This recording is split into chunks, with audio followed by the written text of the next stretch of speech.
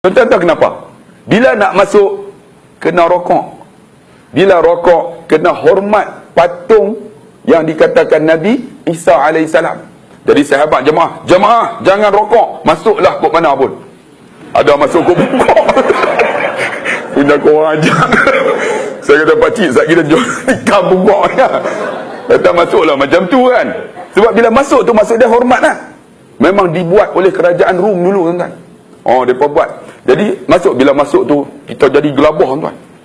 Sebab dengan locengnya, dengan bunyi bisinya, dengan doanya, dengan menyanyinya, jadi masuk menjadi tension.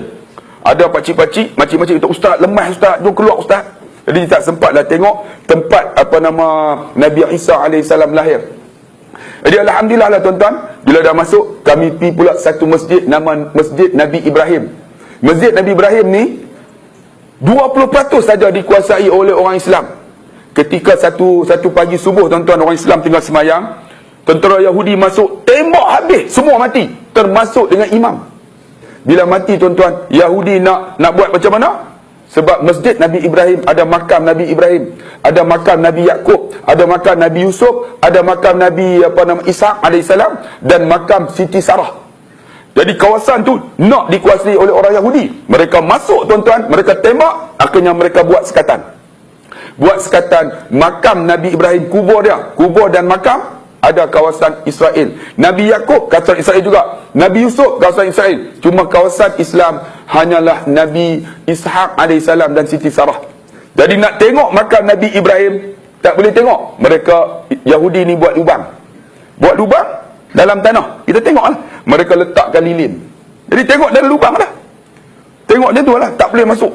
Rupa-rupanya tuan-tuan, kawasan itu sekarang ni mereka nak ambil semua Masjid Nabi Ibrahim AS. Sedih tuan-tuan. Dan sempat juga tengok makam Nabi Shu'aib AS dan makam Nabi Yusuf bin Nun. Makam kan Yusuf bin Nun yang di Turki pun ada, di Syria pun ada. Jadi alhamdulillah bila dapat pergi sana, saya tengok kawasan-kawasan sejarah ni cukup ramai, cukup banyak. Dan dikatakan, saya tanya seorang Yahudi tu dalam bahasa Inggeris, dia kata, kami menerima lawatan daripada seluruh dunia, termasuk orang Islam, orang Kristian, Yahudi. Tiap-tiap tahun tuan-tuan 1.3 juta. Menunjukkan pendapatan yang tu pun cukup banyak dah untuk orang Yahudi.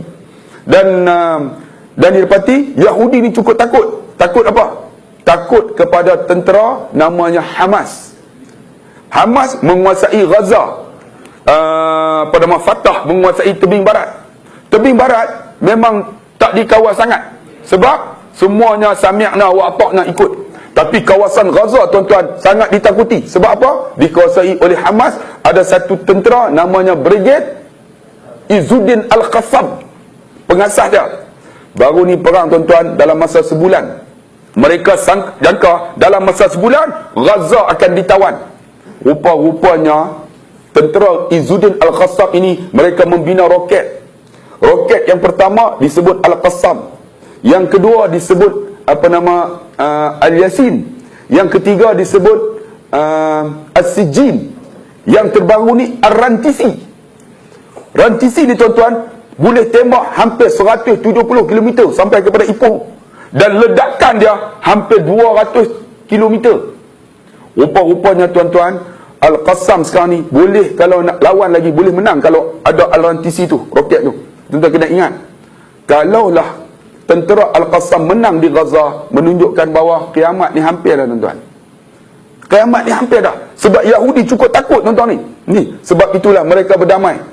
Al-Qassam, Hamas minta untuk ke laut 10 batu nautika sekarang diluruskan.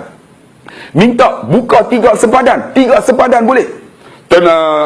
Tentera Israel jangan kacau puak-puak pemimpin Hamas, semua tak dikacau, semua tuntutan diterima.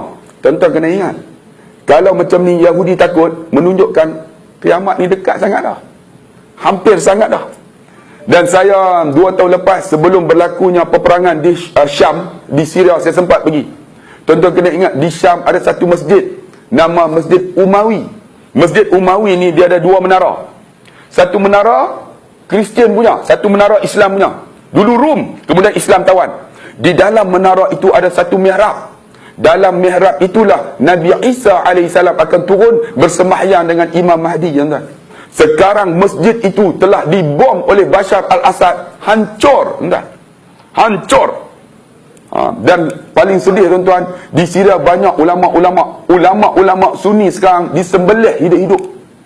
Menunjukkan apa, tuan-tuan? Menunjukkan kiamat ni dekat dah.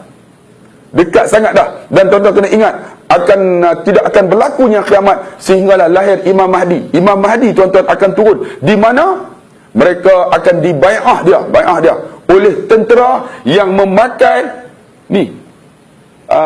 bendera berwarna hitam. Tuan-tuan kena ingat, bendera hitam ini akan bergabung, tuan-tuan. Bergabung, kemudian mereka akan bai'ah dia di depan Multazam di Mekah.